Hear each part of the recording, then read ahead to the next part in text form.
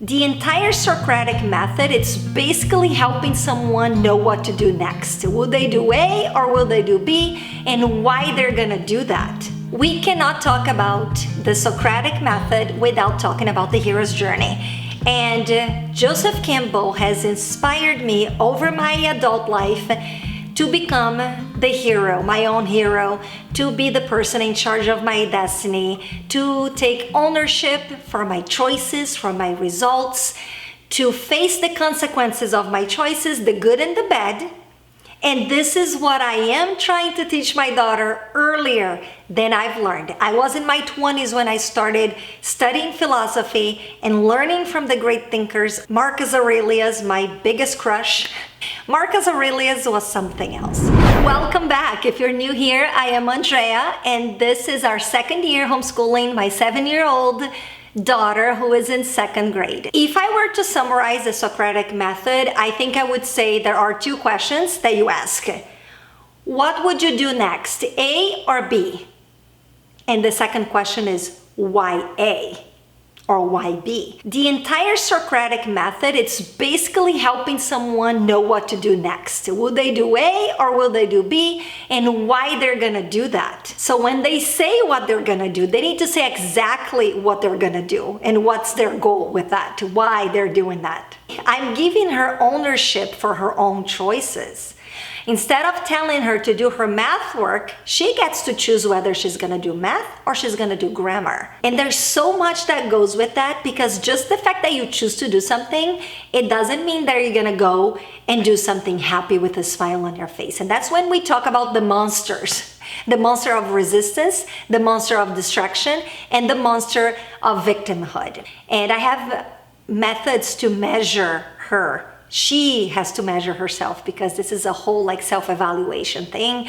I will share in the future if it works, if I'm able to completely implement. We're just starting to implement it this week, so we're gonna see where this is gonna lead, if she will be motivated by her own self-evaluation, that's just gonna depend on the level of consciousness that she has. So, we're gonna have to see what's gonna happen, and I'll share more in the future. But basically, we want to teach our kids that we all have resistance. We all have something that we would rather be doing than to do the work. But freedom comes with responsibility. First, we do what we need to do, then we do what we want to do. And of course, the earlier they learn that the antidote to resistance is just taking the first step, the earlier they learn this, the better their life will be in the future, because there will be resistance to a lot of things. There will be resistance to get bigger work done. There will be resistance to exercise. There will be resistance to all kinds of things, but just knowing that if you just take that first step, the resistance is already gone, because that's the elixir. When it comes to distraction, the antidote to distraction is to prioritize. So we're teaching our kids how to prioritize. If you've watched my last video, my hair is all crazy. If you watched my last video, you saw that there is a list of things to be done, and she needs to know how to prioritize what needs to get done. She knows that priorities are core subjects, and everything else will work around the core subjects. And I feel like so many adults never learn to prioritize, honestly.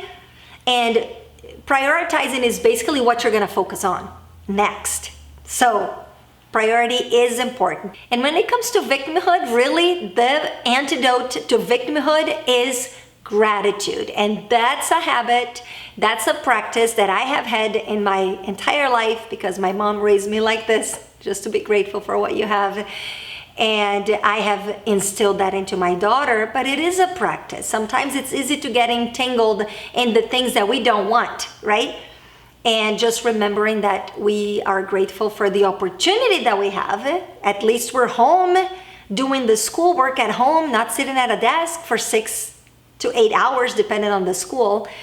So gratitude, all these things, really, if you think about it, they're character building. When it comes to this Socratic method and this style of education that I am implementing here in my home, we're talking about excellence, we're talking about civility, we are talking about working with purpose, having intentionality in what we do, and giving our best effort. And those are values that I am instilling in my daughter little by little. Those things don't come naturally to most people.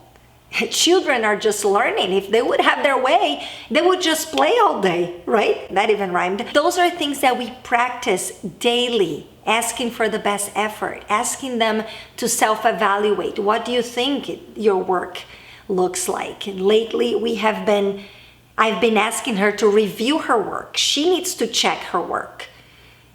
I don't want to be the one checking her work and sending it back to her. That means she's not putting in her best effort. If she doesn't know something, she should ask questions. Socratic Method. Ask questions, ask interesting questions, and maybe I'll give you a clue. I will not give you the answer, but I'll give you a clue. What happens if you change this number here? What happens if you put a 3 here instead of a 4? You give clues. It's basically like detective work, right? It's helping them figure out how to solve problems, how to come up with answers, how to seek their own education and be the person in charge of that. Tell us what they're interested in, what they want to learn, what they want to develop, what trait do they need to work on, right? Of character, trait of character, and then focus on those things. Books are wonderful. Material, curricula is amazing. We need to teach them that. But there's, especially in those first few years of elementary, there should be a huge focus on character building, philosophy, of course the core subjects, reading and math, those are important, playtime, exploration time, and time around friends so they can learn how to be, because that's really, you really learn how to be not from reading books. You learn how to be by being with other people, by seeing what other people are doing, by criticizing them. You don't have to speak it, but you can look and then you can say, well, that wasn't okay. That's not an appropriate behavior. In our family, we don't do things like that. Or you see something that you admire and you'll be like, whoa, I want to be more like that. And you only have those opportunities to learn when you're around others. And that's why on my last video, I mentioned that I will be focusing big time on social time, on friendships, on building strong friendships for my daughter, because that is important. So yeah, we're starting with this. We're starting with Socratic Method. I'm slowly moving from being a teacher to being more of a guide. And we are implementing self-evaluation forms that I will share more in the future once I feel like they're really working. I don't like to be telling people something that I haven't tested yet, but at least if it works with my daughter, it may work with other people too. And I am in to really provide her with an excellent education. So I hope you stick around to see where this all leads us, and hopefully you'll be able to get some inspiration from some of this and implement in your house, in your homeschool, if you think it makes sense. Anyways, we're in this together, literally. I am here because of you, and you are here because of me. You're watching my video because I'm here on your screen, and I am happy that you are here. So please remember to like this video if you like this kind of content. Subscribe to the channel so you don't miss our next videos, and I will see you next time. Ciao, ciao.